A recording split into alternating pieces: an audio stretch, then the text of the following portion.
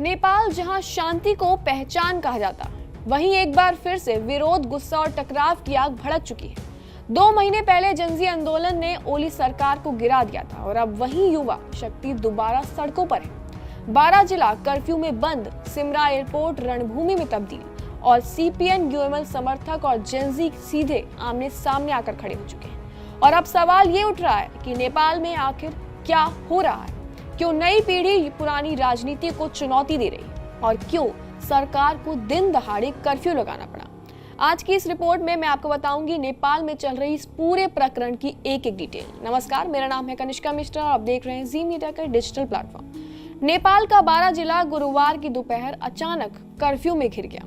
Gen Z के उग्र प्रदर्शनकारियों और सीपीएन यूएमएल समर्थकों के बीच भारी झड़पें देखने को मिली। सड़कों पर भारी उपद्रव और शहर में तनाव और प्रशासन अलर्ट पर दिखाई दिया।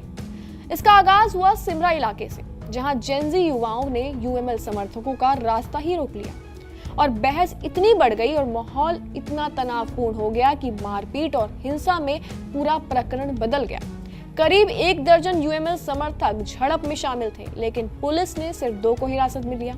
यहीं से जेनजी भड़क उठा और युवाओं का सरकार पर आरोप है कि पुलिस सत्ता के दबाव में काम कर रहा है।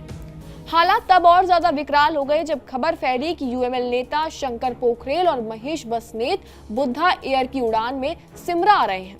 जैसे ही सूचना फैली, दोनों पक्षों के समर्थक एयरपोर्ट पर पहुंच गए।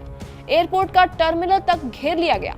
भीड़, नारे और धक्का मुक्की और देखते ही देखते आमना सामना इतना तीखा हो गया कि प्रशासन को एयरपोर्ट के पास भी कर्फ्यू लगाना पड़ा।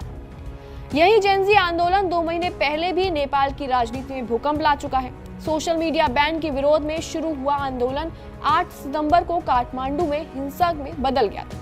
इसमें कई मौतें हुई थी और 1300 से ज्यादा लोग घायल हुए थे। देश भर में आगजनी, लूट, पत्थरबाजी और इन सब के बाद केपी शर्मा ओली ने इस्तीफा दे दिया था। उनकी सरकार गिर गई थी। इसके बाद नेपाल की पूर्व मुख्य न्यायाधीश सुशीला कार्की को अंतरिम प्रधानमंत्री बनाया गया।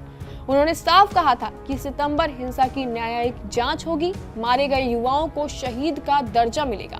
लेकिन जांच और वादों के बावजूद युवा शांत नहीं हुए। जेनजी का गुस्सा सिस्टम से है। वे भ्रष्टाचार, बेरोजगारी, राजनीतिक जमातों और दशकों पुरानी राजनीति से तंग आ चुके हैं। और अब ये पीढ़ी सिर्फ ऑनलाइन विरोध नहीं कर रही है, सड़कों पर निर्णायक लड़ाई लड़ रही है। 12 जिले के ताजा हिंसा साफ कहती है कि नेपाल में हालात अभी भी नियंत्रण में नहीं है।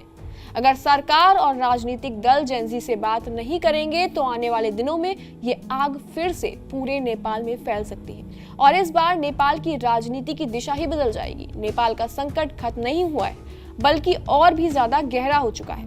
नई पीढ़ी सत्ता से जवाब मांग रही है और पुरानी राजनीति दबाव में टूट रही है। हालात बेकाबू हो चुके हैं, तनाव बढ़ चुका है और नेपाल एक नए राजनीतिक भूचाल के मुहाने पर खड़ा है। क्या लगता है आपको इस खबर के बारे में? कमेंट सेक्शन में अपनी राय जरूर दें और देखते रहें जी मीडिया का ये डिजिटल प्लेटफॉर्म।